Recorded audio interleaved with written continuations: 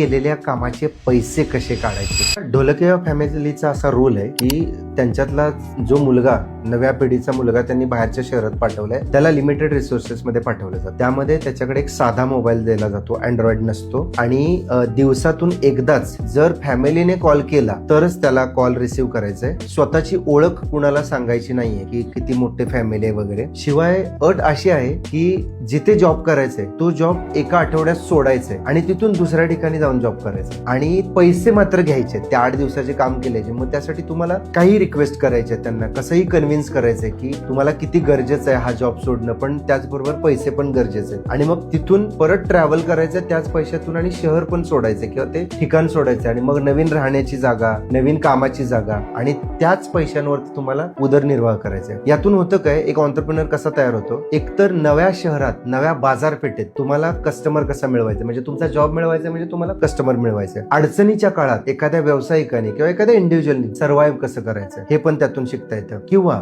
जर तुमच्यावरती वेळ आली वेगवेगळे व्यवसाय बदलण्याची किंवा बाजारपेठ बदलण्याची, तर तुम्ही स्वतःला कसं तयार करायचंय त्याचंही ज्ञान मिळतं. आणि सगळ्यात महत्वाचं, तुम्ही केलेल्या कामाचे पैसे कसे काढायचे, साम दाम दंडभेद, हे सगळ्यात मोठा लेसन त्यातून मिळतो, जेणेकरून तुम्हाला त्या पैशाची व्हॅल्यू कळते की मी आठवडाभर काम केलंय आणि हे मी असंच नाही सोडणार आहे. हे त्या ढोलकिया फॅमिलीमध्ये लेसन दिले जातात, आणि त्यामुळेच त्यांची प्रत्येक पिढी बिझनेसमध्ये अजून एक्सपर्ट होते.